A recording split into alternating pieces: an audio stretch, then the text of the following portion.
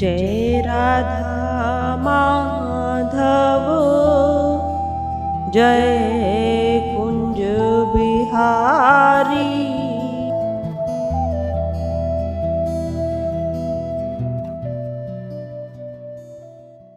होता है कब भगवान को मानता है? जब कोई चमत्कार जीवन में हो। आज केवल चमत्कार को ही व्यक्ति प्रणाम करता है। जहाँ चमत्कार है वह बिना बुद्धि के विश्वास करता है, अंधविश्वास वहां करता है। चमत्कार होना चाहिए। मुझे 4 साल हो गए हैं भजन करते हुए, सत्संग सुनते हुए, पर कोई लाभ मुझे नहीं मिला। कोई जीवन में चमत्कारिक घटना नहीं घटी, कुछ अनुभूति मुझे नहीं हुई। ऐसा विचार क्यों हम लाते? क्या हम यही उद्देश्य लेकर आए थे भजन सुनने, भगवान को प्रणाम करने, पूजा आराधना करने, कि मुझे कुछ अनुभूति हो जाए, कुछ चमत्कार जीवन में घटित हो, कुछ लाभ मुझे हो जाए? ये तो बहुत तुच्छ वस्तु है। ऐसी हमारी सोच नहीं होनी चाहिए। भक्तों की जो शुद्ध सात्विक भक्त हैं उनकी ऐसी सोच कदापि नहीं होनी चाहिए। हम किस उद्देश्य से भगवान के दरबार आए? हम तो स्वयं के कल्याण के लिए आए हैं। कि हमें नहीं ज्ञात कि प्रभु ने किस कष्ट से हमें बचाया, किस कष्ट से हमें बचाया है प्रभु ने, ये हमें नहीं पता। बीमारी जीवन में आई है, कष्ट जीवन में आए हैं, तो वो तो बहुत तुच्छ होकर आए हैं, बहुत छोटी अवस्था में होकर आए हैं। कितना बड़ा जीवन में कुछ घटित होने वाला था, प्रभु ने मुझे उन सबसे बचाया है। पर हमारी जो मानसिकता है ना, वो बनी तो यही है कि कुछ चमत्कार हो जाए, कुछ चमत्कार हो तो हमको स्थान पर जाया जाए जिससे मुझे कुछ लाभ मिले। एक संत थे, वह श्री राम तीर्थ जी महाराज ऋषिकेश में रहते थे। गंगा जी के किनारे पर कुटिया बनाकर, बहुत शांत स्वभाव था, विनम्र स्वभाव उनका। एक बार वहां एक योगी ने भी अपना टेंट लगाया और योग की क्लास प्रारंभ की, और जनता दूर दूर से व्यक्ति वहां पर आते, समस्त योग सीखते और वे योग सिखाते। तो कुछ समय पश्चात उनके भेंट श्री राम तीर्थ जी महाराज से भी हुई। अब महाराज जी ने कहा योगी बाबा से, योगी आप सन्यासी हैं? योगी बाबा ने कहा कौन सन्यासी? क्या आप सन्यासी हैं और कितने वर्ष से हैं? अब योगी जी ने कहा 40 वर्ष लगभग मुझे हो गए। 40 वर्ष हो गए तो आपने पाया क्या? 40 वर्ष में आपने क्या पाया? योगी बाबा ने कहा मैंने सिद्धि प्राप्त की है। किस निमित्त, कौन सी सिद्धि आपने प्राप्त की? कहने लगे बड़े ही अभिमान से, गर्व से कहने लगे, गंगा जी देख रहे हो ना महाराज जी, मैं इस पर जैसे सूक्ष्म भूमि पर चलते हैं ना, मैं इस किनारे से परली पार हो सकता हूं। मैंने ऐसी सिद्धि हासिल की कि मैं गंगा के जल पर जैसे सूक्ष्म भूमि पर चलते हैं ऐसे चल सकता हूँ। इस किनारे से परले किनारे तक जा सकता हूँ और परले किनारे से इस किनारे आ सकता हूँ। तब महाराज जी ने कहा कि और भी कुछ किया है क्या? अब योगी बाबा ने कहा ये इतनी बड़ी सिद्धि कम है क्या? इतनी बड़ी सिद्धि मैंने। तब बाबा जी ने कहा क्यों गंगा जी में नाव नहीं है क्या? नाव भी विराजमान है। तो इस 40 वर्ष की तपस्या से आपने ये सिद्धि हासिल की है, इससे आपको लाभ क्या मिला? क्या लाभ आपको इससे हुआ? क्या ये आपका कल्याण कर सकती है? आपको परमार्थ पद का पथिक बना सकती है? नहीं बना सकती। क्या कर सकती है? जो नाव का खर्च है ना, बस वो कम कर सकती। एक किनारे से दूसरे किनारे आपको जाना है, जो नाव में खर्च लगता है बस वो खर्च कम करा सकती, पर इससे आपको आध्यात्मिक कुछ भी लाभ नहीं मिलने वाला। तो 40 वर्ष आपने इस योग में व्यर्थ गवा दी। हम स्वयं विचार करें, आज हम सिद्धि को ही तो प्रणाम करते हैं। जो चमत्कार दिखाते हैं ना, वहां अंधविश्वास हमारा होता, अंधविश्वास। और भगवान शंकर ने एक बार मां पार्वती को बताया कि जो ये सिद्धियां हासिल कर लेता है ना, सिद्धि कैसे हासिल होती है, इसमें कुछ क्रियाएं शुभ भी होती हैं, कुछ अशुभ भी क्रियाएं होती, करनी दोनों पड़ती। इसमें अपने द्वारा शुभ कार्य और अशुभ कार्य दोनों करने पड़ते, तब जाकर किसी चीज की सिद्धि होती। हम गुरुदेव हमारे और हमारे देवी संपत्ति के समस्त संत क्या कहते हैं, सिद्धि प्राप्त करनी है तो अजपा जप की जाए ना, जप का अभ्यास किया जाए ना, हर समय भगवत नाम चिंतन हृदय में चलता रहे, इससे बड़ी कोई सिद्धि है क्या? वह प्राप्त की जाए ना। इस वाणी से हम कुछ गलत शब्द न बोल पाए, ऐसी सिद्धि प्राप्त की जाए। किस वाणी से एक शब्द भी कटु वचन न आए, व्यवहार इतना सुंदर बन जाए कि किसी को कष्ट न पहुंचे, मन से, वचन से, कर्म से मैं सबका हितकर बनूं, किसी को कष्टदायी, किसी के कष्ट का सहयोगी मैं न बनूं, ये कम बड़ी सिद्धि है। तो ये हासिल की जाए ना कि दुनिया को हम चमत्कार दिखाएं कि एक दीपक वहां जला देना, उसकी 4 बत्ती लगा देना, चारों दिशाओं में फैला देना, 4 लौंग उतार कर नाली में डाल देना, घर में सुख शांति आ जाएगी।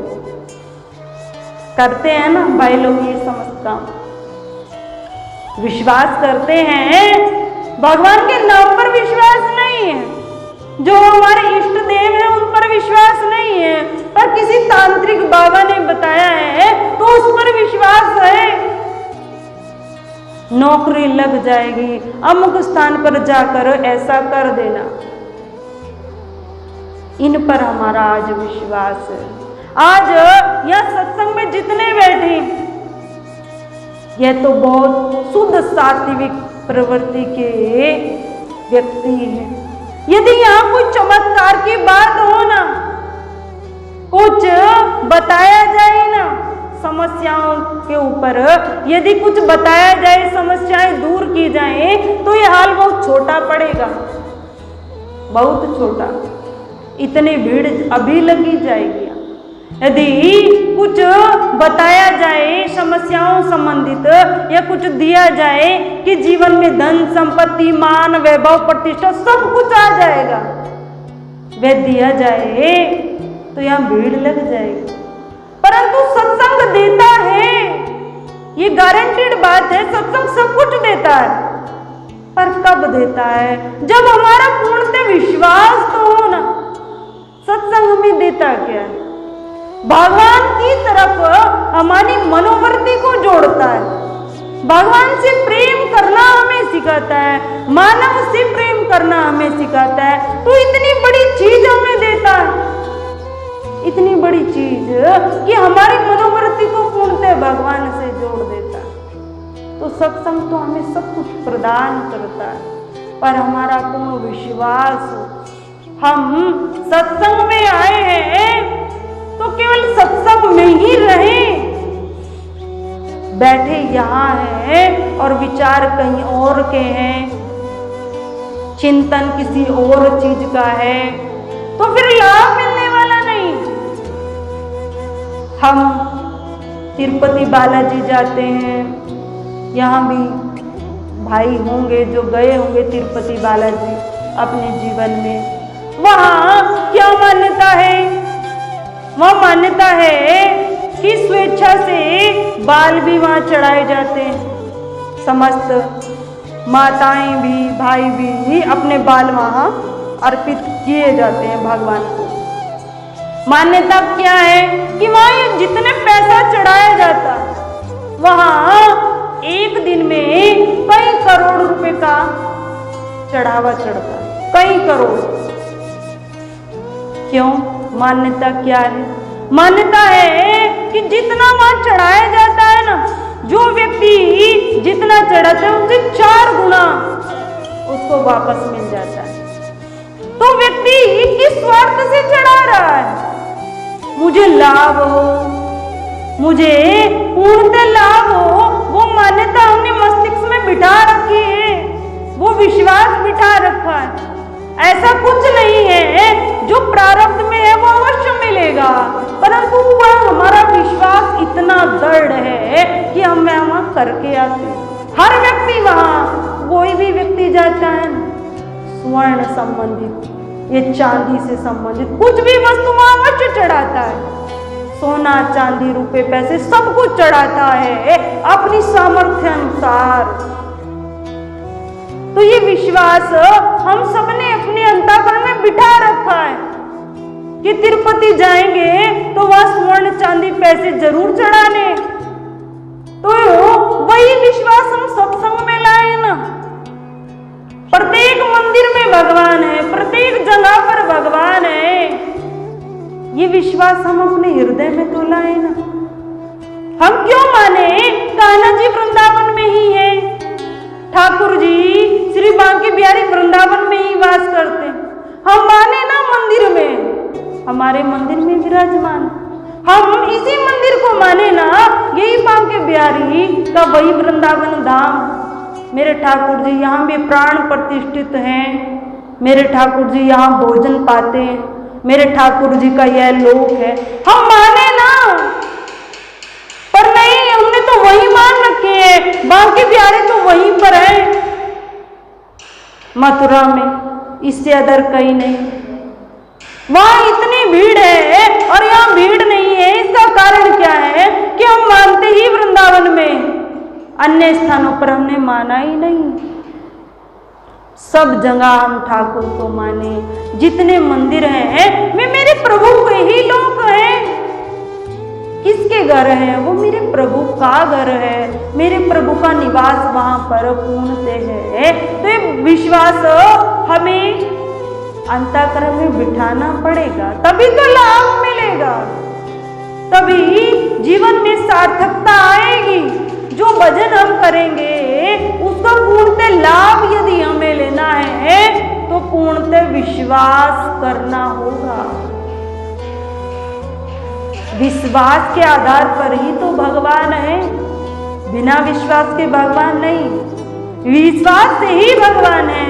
तो हम अपने अंतःकरण में उस विश्वास को लाए हैं कि मेरे कान्हा जी का संपूर्ण लोक है। मैं अपने कान्हा के दरबार में आया हूँ, भजन साधन कर रहा हूँ, भगवान को आकर प्रणाम कर रहा हूँ। तो जो भगवान को प्रणाम करने का फल है वही लाभ हमें मिले। तो गुरु की बात पर, अपने इष्ट की बात पर, संतों की चर्चा पर, सत्संग पर कभी अविश्वास नहीं करना चाहिए। कभी अविश्वास हमारे हृदय में उत्पन्न न हो। हम पूर्णतः विश्वास करें, ऐसी सिद्धि को हम प्राप्त करें कि मन से, वचन से और कर्म से कभी किसी को हम कष्ट न दें। हम सब ऐसी सिद्धि प्राप्त करें। ये सिद्धि हमारे परमार्थिक लोक को बहुत सुंदर बनाएगी और हमारा कल्याण अवश्य करेगी। इस लोक में भी हम प्रसिद्धि को प्राप्त होंगे। अमुक भाई कितना अच्छा है, कितना सुंदर उसका व्यवहार है, किसी को भी कष्ट नहीं पहुंचाता, बहुत अच्छा है। तो यहाँ भी हम प्रशंसा के पात्र बनेंगे और परमार्थिक पथ के पथिक बन जाएंगे।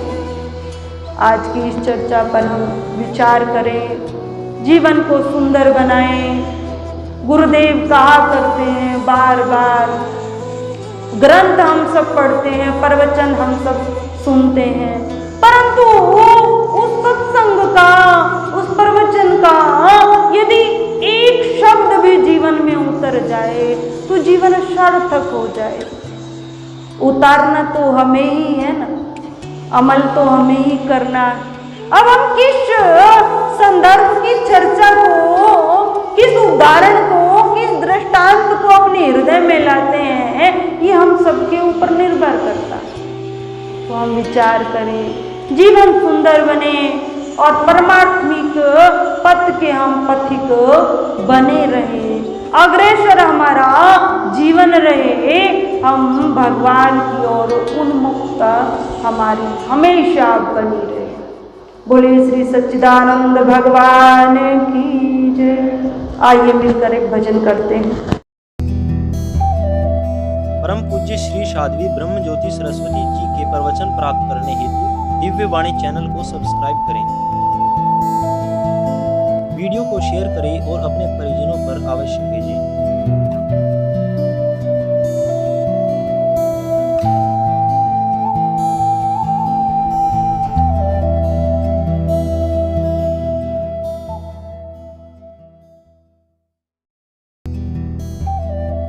परम पूज्य श्री साध्वी ब्रह्म ज्योति सरस्वती जी के प्रवचन प्राप्त करने हेतु दिव्य वाणी चैनल को सब्सक्राइब करें,